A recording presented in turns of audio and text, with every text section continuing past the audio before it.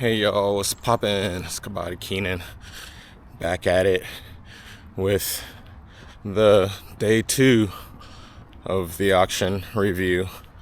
So this one, I'm not gonna go over every single person that got sold in the auction in day 2, just because it's a lot more people and they're a little bit lesser known, so don't really feel like the need to go over all of them, especially seeing as I don't know most of these guys. A good handful of them. Day 2 seems to be filled with a lot of the foreign players and newcomers to the league. So a lot of them, just from the jump, I'm not terribly familiar with, so that's why I'm not really gonna go over everybody like I did in the first video for day 1. So I just sort of picked out, or we'll just touch on a lot of the guys that sold for at least over like 30 lakh or so, or maybe some of the other notable names that got sold in day 2. So jumping right into it, the guy who went for the most on day 2 was Anil Mohan. Now this dude he's an all-rounder. He went to Umumba for 78 lakh. Now that's kind of crazy, because that must mean this dude's pretty damn good. That Umumba has a lot of faith in him, because for him to go more than what Pawan went for, it's kind of crazy if you really think about it. I mean, Pawan is not that washed to be going for less than some new guy who I've never heard of before. Not to say that maybe for people who are more enmeshed in Kabaddi, in the world of Kabaddi, that they don't know who this guy is. I'm sure maybe he's like this up and coming rising star that I'm just now hearing about. But nonetheless, he went for more than Pawan did, which is crazy to me. But that also tells me that he must be pretty damn good. And for him to go to Umumba, it's pretty big, especially if he is that good. As an all-rounder, he can slot in potentially as that third raider for them, behind Ajit Chauhan and Amir Zafadanish. So I'm looking forward to seeing what this guy can do, because again, for him to go for 78, I mean, that's not too far off the crore mark. So that's pretty impressive. So he was obviously the standout buy on day 2, going for that much to Umumba. So I'm interested to see how he pans out. The guy who went for the second most was Akash Shinde to the Bengaluru Bulls for 53.1 lakh. Now, he's a defender, which again sort of goes back to my theory that the Bulls know that they're probably not going to be that good this season. And so they're really looking to bolster their defense. I mean, it seems like all they really signed this season, or all they really signed this auction, were defenders, because I just feel like they're expecting to get quote unquote ran through, and they just need as many good defenders as possible to try and lessen how bad they're just going to be getting rated on constantly.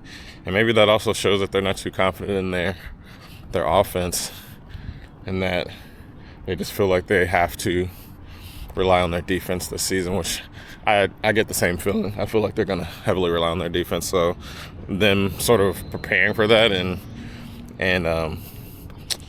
forming their team that way, I can't be mad at it.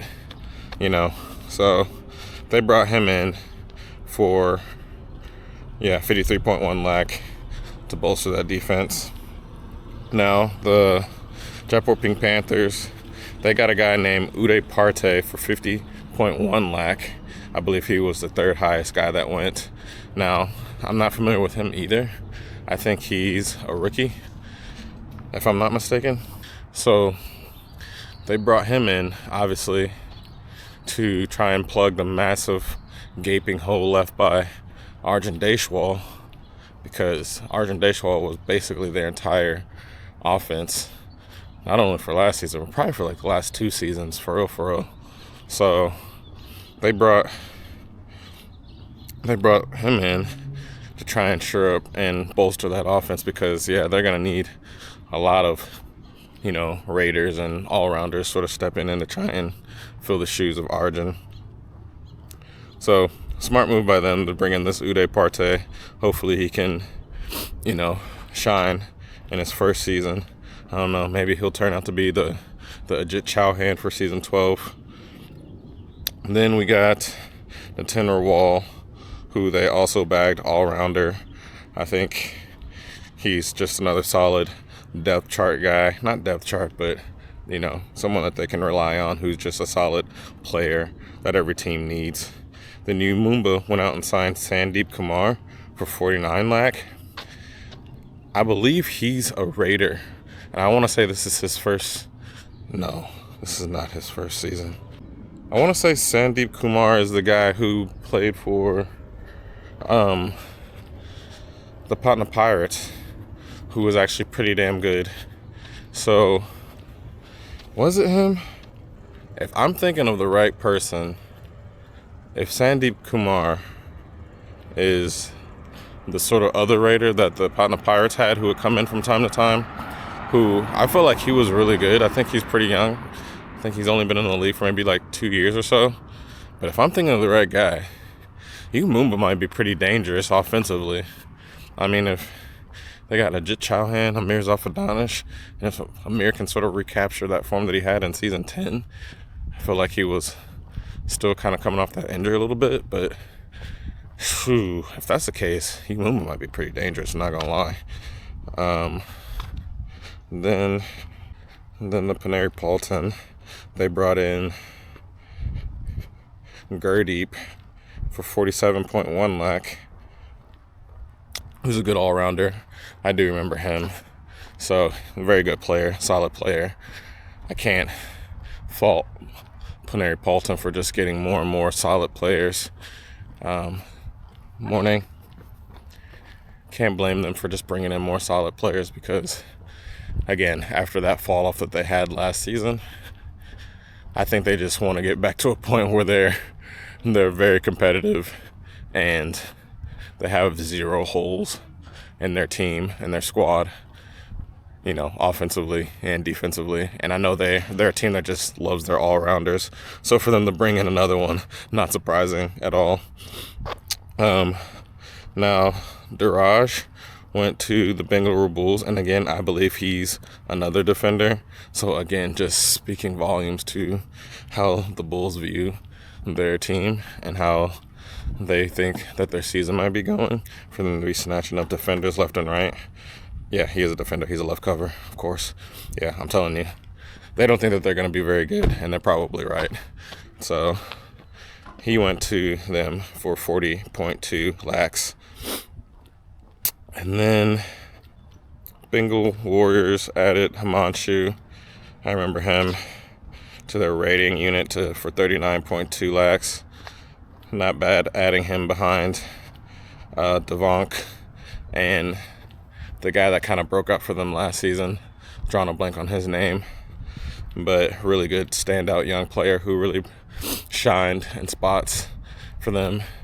Kind of wish that they gave him more playing time or like rating opportunities, but I felt like they kind of held him back just a little bit, and I kind of wish that they let that guy go. And I'm blanking on his name, but anyone who knows, it's the guy for the Bengal Warriors last season, who was, I think it was his rookie season, who just was really impressive.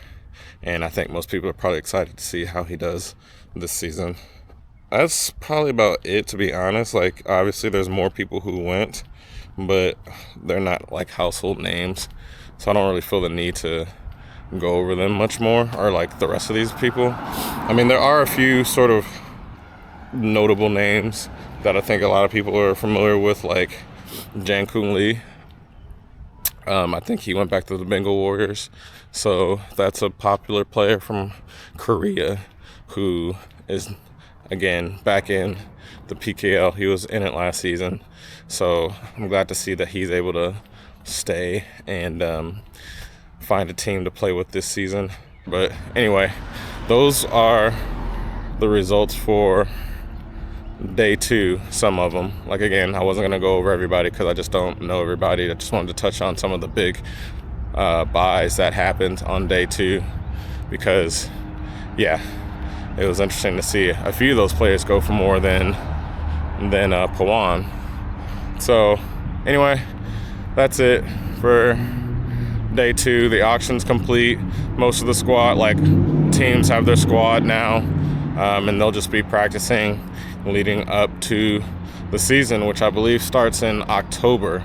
So they got a few months to prepare for sure and get ready for the biggest league in the sport of Kabaddi.